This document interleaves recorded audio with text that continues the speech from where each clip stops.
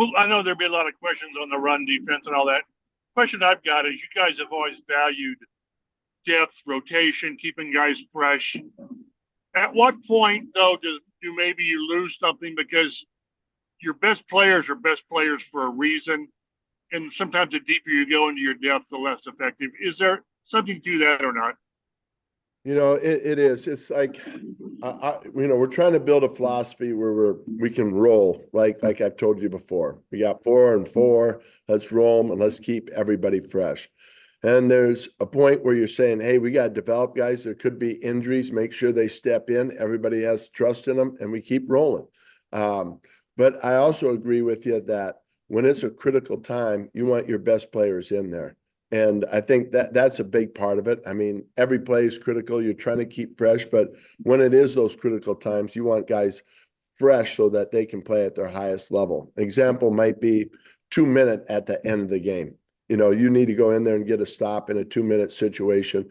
Make sure your D line is fresh enough that you can get the rush that's needed. So I think it's a great question. It's one that we're toying with. I can tell you this out of experience. I was at the Chargers, and my first time kind of going through it where you're rotating players, Joey Bosa was sitting next to me, standing next to me. And I looked at him and I was like, what are you doing standing next to me? But that's kind of the philosophy now, is to keep guys fresh, play, get a lot of guys reps, for the long-term picture of it too. But in those critical situations, make sure your guys that are performing and you're counting on are in. Thanks, Gus. We'll go to Jake.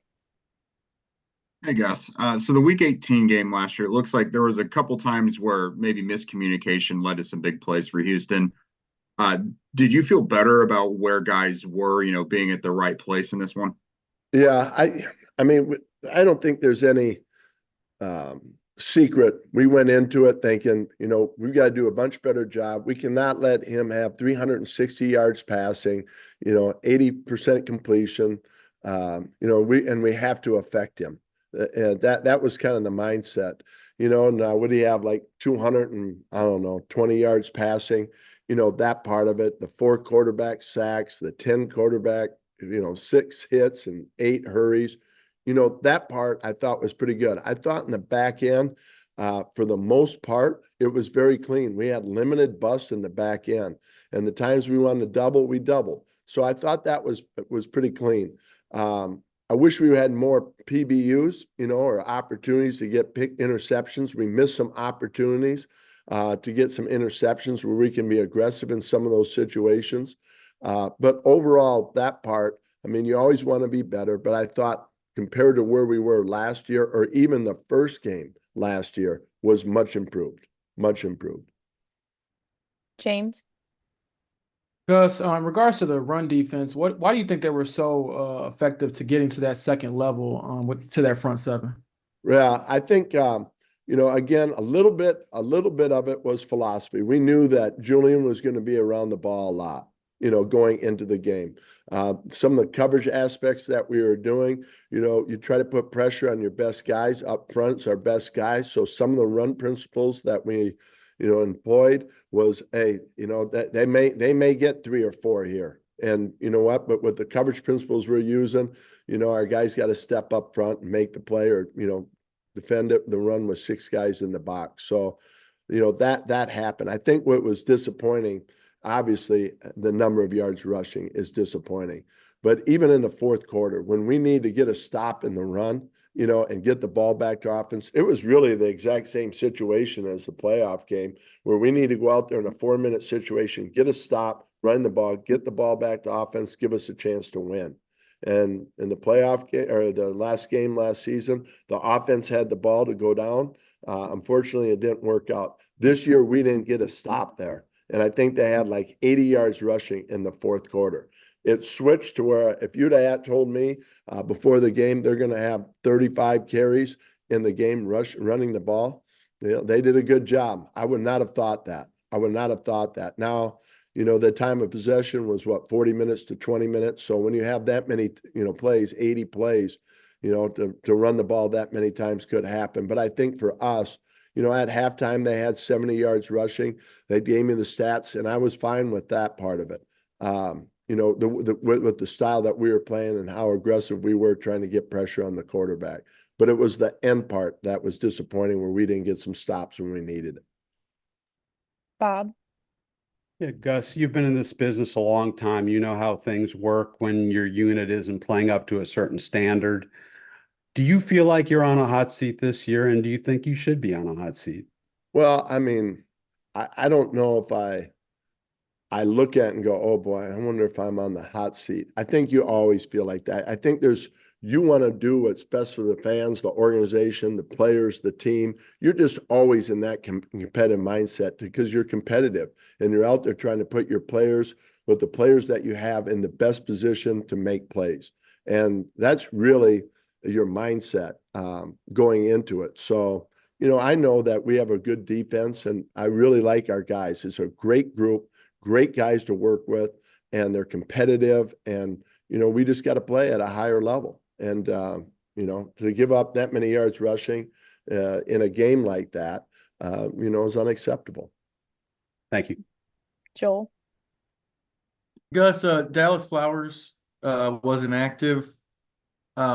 What went into that decision, and who would have played outside if there'd been an injury? We talked about what's best. I mean, sometimes those decisions, when you get to the third corner, the fourth corner, sometimes that special teams value and where he's at there. So, there was some conversation about it, but we just felt that what was best for that game, that particular game, was to go with Sam. And some of it is special teams value. Nate. Nate, Hey Gus, I know you're locked in when the Colts offense is on the field. You're probably pretty focused on the next series. Do you ever turn around to watch when Anthony is making some of those 60-yard throws? Do you end up seeing it at any point? Like how do you kind of process when he's making some of those plays?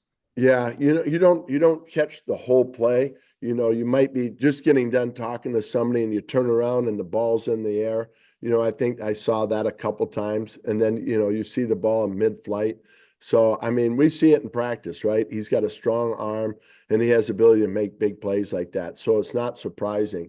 It was great to see. We needed some big plays and we got some. And just a quick follow-up, is there any defense to call against a guy who can throw 68 yards standing up straight? Yeah, it's hard, right? Because unless you can get pressure on him, if he's got time back there with his arm strength, those plays can happen. It's similar to what we saw with CJ, right? We knew that he was very athletic and could make plays on the run. I think we had some third and long situations where we brought pressure on him and he escaped it and extended the play. And, when you extend the play or you give those quarterbacks time back there, they have a chance to make really big plays and sometimes at critical times. And that's probably the same with Anthony. He's if he gets his feet underneath him, he can make the big play for you. we're gonna take two more here. We'll go Kevin and then Steven. Hey Gus, I've got two. First would be just how much are you preparing for Malik Willis versus Jordan Love? Well, I mean, right now we're studying Malik, and getting prepared for him, kind of the style when he did play. It's tough, right? Like you don't know exactly, are they going to utilize him, some of his skill set that he had from college, or are they going to, have him be the quarterback and then say, hey, this is our system, let's go operate it. But we may throw a few wrinkles or two in there. So, I think we're looking at him now, just the style of play, the athleticism that he has and the styles of throw that he makes and what he's good at. And then we're getting back to, really the scheme that Green Bay's running. And then D-line rotation wise, do you guys stick to a set number that you've set on Friday or during the week, or how much of that is just flow of the game? I think that's, that's kind of I want to say it's our decision, but we do talk about as an organization, hey, for the best part of the team, this guy, we're looking at somewhere between 60 and 70% of the snaps. There's some talk with our strength and conditioning staff, because they're on the performance part of it, what's best for now and what's best for long term. So there's multiple conversations go into that. And then, we all agree to it. And then, we try to live by it. And then there's those critical times like that, like we said, where maybe some of those things get trumped. But I think everybody in our building would agree that in those critical times, we got to get our best guys in there. Last one, Steven. Hey, Gus. In the context of the conversation about the run defense, you do see Josh Jacobs this weekend. And I know there may be compromise at quarterback, but I mean, he's a guy who can be explosive and he's tough physically. What are the things specifically that you have to do against him that maybe you didn't accomplish in week 1, do you think? Right. Well, I mean, a little bit, I would say last week, a little bit was almost a mentality of, defend the run on the way to the quarterback. It was a little bit of that mentality just because we knew we had to affect him so much. Okay. And this week, you still got to affect the quarterback, but, we just had 250 yards rushing or 230, whatever it was. We got to get back. We know that we can defend the run when we do things properly. And we missed some tackles in the last quarter that need to be made. And so we got to do a better job of tackling, better job of edge setting. And you're right, we were with Josh at Vegas, and he's a really, really talented back and runs the outside zone and inside zone very well. And they're a committed run team. They want to run the ball and have play action off of it, but we got to be at our best in terms of run game, and we got to get this corrected, and we will.